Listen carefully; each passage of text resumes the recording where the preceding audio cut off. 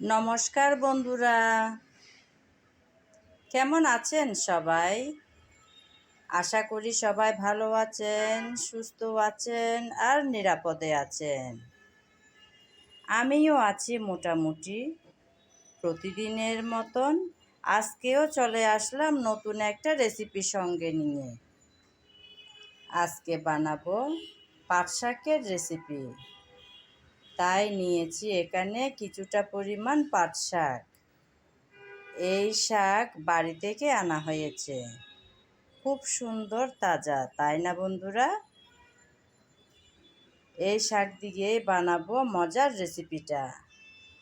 তাই শুরুতে আমি শাক কেটে ধুয়ে পরিষ্কার করে তারপর চলে আসব আপনাদের মাঝে। ততক্ষণ বন্ধুরা আপনারা আমার সঙ্গে থাকুন। শাক কেটে ধুয়ে পরিষ্কার করে নিলাম। এখন চলে যাব রান্নায়। রান্না বসানোর জন্য চুলায় একটা প্যান বসিয়ে তাতে কিছুটা তেল দিয়ে দিলাম। তেল গরম হয়ে আসলো। গরম তেলে দিয়ে দিলাম রসুন কুচি। তারপর দেব পেঁয়াজ কুচি।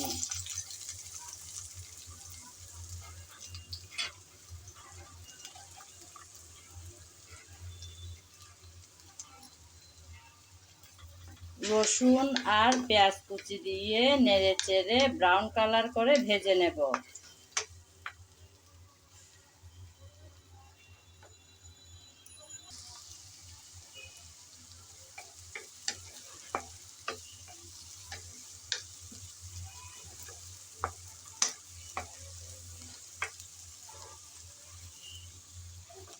কিছুক্ষণ নেড়ে চেড়ে ভেজে নিলাম। আজকের রান্নাটা করব আমি চিংড়ি দিয়ে, তাই কয়েকটা চিংড়ি নিয়েছি, সেগুলো দিয়ে দিলাম। পেঁয়াজ আর রসুনের সাথে চিংড়িটাও ভেজে নেব।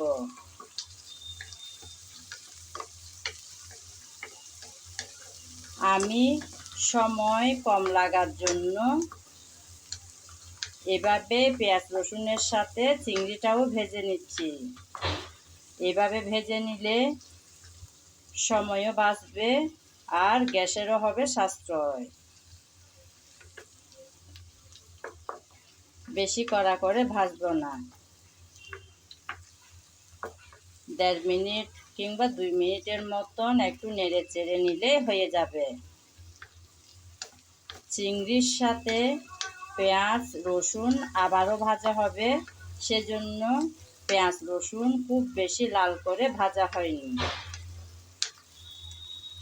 হালকা করে ভেজেই আমি চিংড়িগুলো দিয়ে দিলাম।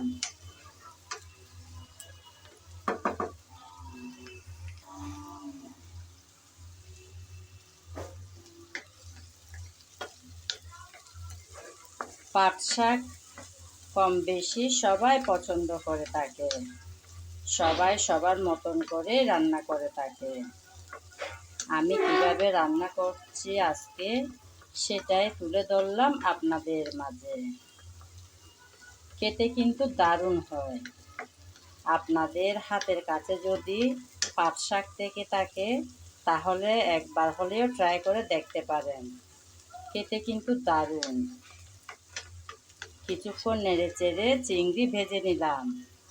তার সাথে পেঁয়াজ রসুনও ভালোভাবে ভাজা হয়ে গেল। আমি কিন্তু রসুন আর পেঁয়াজ দিলাম, আদা দিলাম না।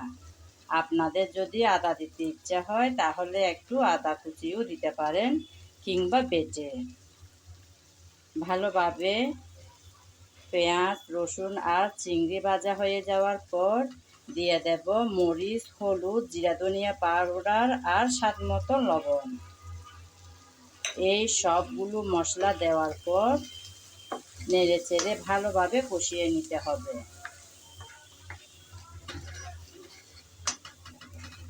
মশলা যাতে পুড়ে না যায় সামান্য পানি দিয়ে দেব।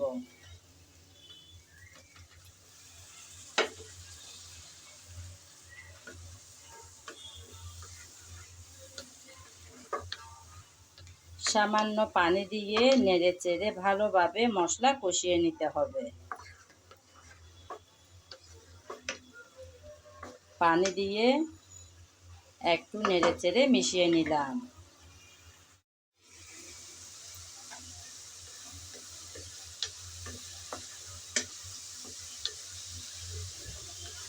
সামান্য পানি দিয়ে মশলা ভালোভাবে কষিয়ে নিলাম। দেখুন বন্ধুরা, তেল কিন্তু উপরে ভেসে আসলো। এই যে বন্ধুরা, তেল উপরে ভেসে আসলো। এতেই বোঝা যায় মশলা ভালোভাবে কষানো হয়ে গেল। আমি কিন্তু আমার রেসিপির ভিডিওতে সবসময় একটি কথা বলে থাকি, অর্থাৎ রান্নার ভালো স্বাদ হয় ভালোভাবে কষিয়ে নেওয়ার পর। তাই খুব যত্ন সহকারে কষানোর কাজটা করে নিতে হয়। চিংড়ি আর মশলা ভালোভাবে কষিয়ে নেওয়ার পর এখন দিয়ে দেব পরিমাণ মতো পানি।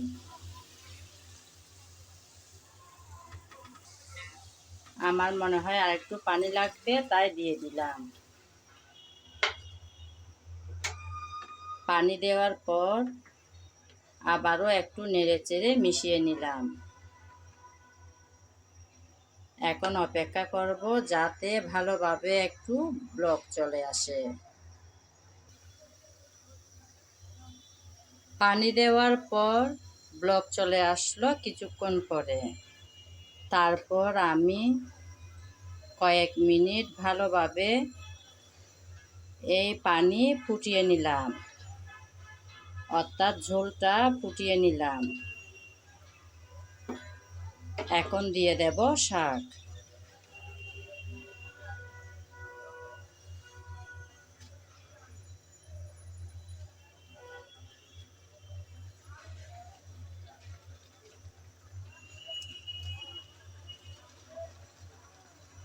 একে একে সবগুলো শাক দিয়ে দিলাম।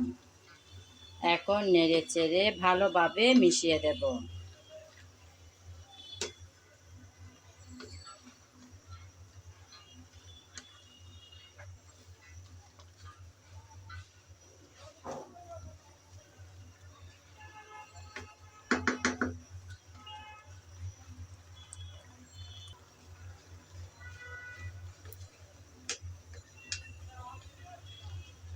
শাক দেওয়ার পর নেড়েচেড়ে ভালোভাবে মিশিয়ে নিলাম।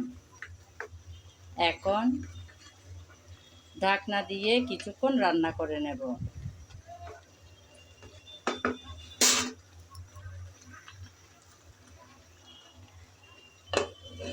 ফিরে আসব কিছুক্ষণ পর।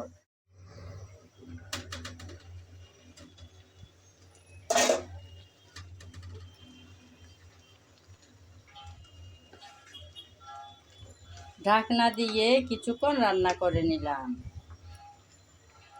আমার শাক রান্না কিন্তু অনেকটাই রেডি হয়ে আসছে বন্ধুরা।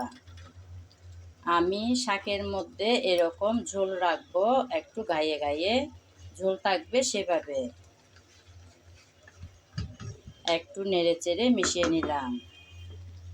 আবারও 2-3 মিনিটের জন্য ঢেকে রাখবো। ফিরে আসবো 2-3 মিনিট পর।